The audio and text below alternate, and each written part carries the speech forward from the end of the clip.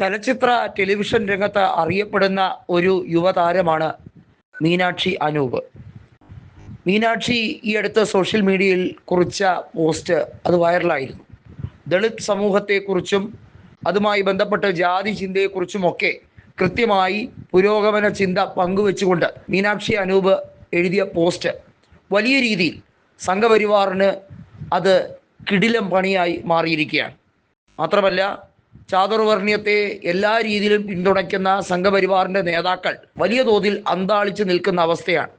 നമുക്കറിയാം, വേടനെ പോലുള്ളവരെ ഒന്നും സഹിക്കാനോ അവർക്ക് ഈ രാജ്യത്ത് അവരുടേതായ രീതികളിൽ കലാമൂല്യമുള്ള സൃഷ്ടികളുമായി മുന്നോട്ട് പോകുന്നതിനോ സംഘപരിവാർ ഒരു രീതിയിലും അതിനെയൊന്നും പ്രോത്സാഹിപ്പിക്കാനോ അല്ലെങ്കിൽ ആ കാര്യങ്ങളെ സഹിഷ്ണുതയോടെ ഉൾക്കൊള്ളാനോ തയ്യാറല്ലാത്തവരാണ്.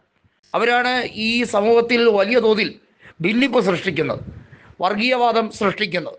മീനാക്ഷിയെ മോശമായി ചിത്രീകരിക്കാൻ വേണ്ടി സംഘപരിവാർ നേതാവായിട്ടുള്ള അഡ്വക്കേറ്റ് കൃഷ്ണരാജ് പറയുകയാണ്, ചെറിയ വായിൽ വലിയ വർത്തമാനം പറഞ്ഞാൽ കാക്ക കൊത്തും എന്നുള്ള ഡയലോഗ് പരിഹാസ രൂപേണ പറഞ്ഞിരിക്കുകയാണ്. കൃഷ്ണരാജിനെ പോലുള്ളവർ, അഡ്വക്കേറ്റ് ഡി ഗോപാലകൃഷ്ണനെ പോലുള്ളവർ, ആളുകൾ വിളിക്കുന്ന ഒട്ടകം ഗോപാലകൃഷ്ണൻ എന്നാണ്, ഇങ്ങനെയുള്ളവരൊക്കെ ഏറ്റവും മ്ലേച്ഛമായിട്ടുള്ള രീതിയിൽ വർഗീയ സ്വരങ്ങൾ അവർ ഉപയോഗിക്കാൻ ശ്രമിക്കുന്നവരാണ്. അവർക്ക് സമൂഹത്തിലെ എല്ലാവരെയും ഒന്നായി കാണാൻ കഴിയില്ല.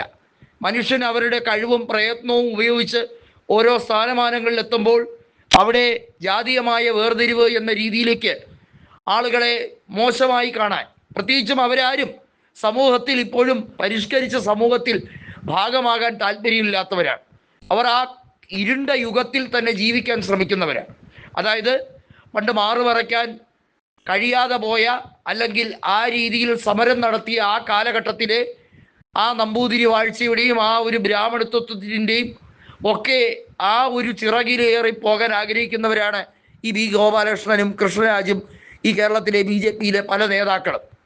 അടുത്ത ജന്മം ബ്രാഹ്മണനായി ജനിച്ചാൽ കൊള്ളാമായിരുന്നു എന്ന് പറഞ്ഞ നമ്മുടെ തൃശ്ശൂർ MP ആയ സുരേഷ് ഗോപിയെക്കുറിച്ച് ഇതിലും ഭേദം എന്താണ് എന്നുള്ളത് എല്ലാവർക്കും പറഞ്ഞു കൊടുക്കാവുന്നതേ ഉള്ളൂ. ഏതായാലും കൃഷ്ണരാജിനെ പോലുള്ള വർഗീയ വിഷം ചീറ്റുന്നവർ അനേകം നമ്മുടെ കേരള സമൂഹത്തിൽ ഉണ്ട് എന്നുള്ളതാണ്.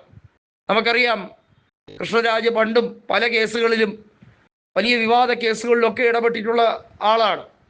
സ്വർണ്ണക്കള്ളക്കടത്ത് വിഷയവുമായി ബന്ധപ്പെട്ട് സ്വപ്ന സുരേഷിന് വേണ്ടി വാദഗതികൾ ഉയർത്താനൊക്കെ ശ്രമിക്കാൻ അദ്ദേഹം തയ്യാറായിരുന്നു എന്നുള്ളത് നമുക്കറിയാം.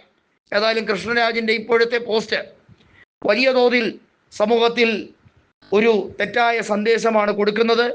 BJP-യുടെ ചാതുർവർണ്ണയ വ്യവസ്ഥ അതെന്താണ് എന്നുള്ളത് ഒരിക്കൽ കൂടി ഊട്ടി ഉറപ്പിച്ചിരിക്കുന്നു എന്നുള്ളത് ഈ തദ്ദേശ സ്വയംഭരണ തിരഞ്ഞെടുപ്പിൽ കൂടി ജനങ്ങൾ മനസ്സിലാക്കേണ്ടതാണ് എന്ന് കൃത്യമായി ബോധ്യപ്പെടുത്തുന്നത് കൂടിയാണ് ഇദ്ദേഹത്തിൻ്റെ ഈ വിദ്വേഷ പരാമർശം.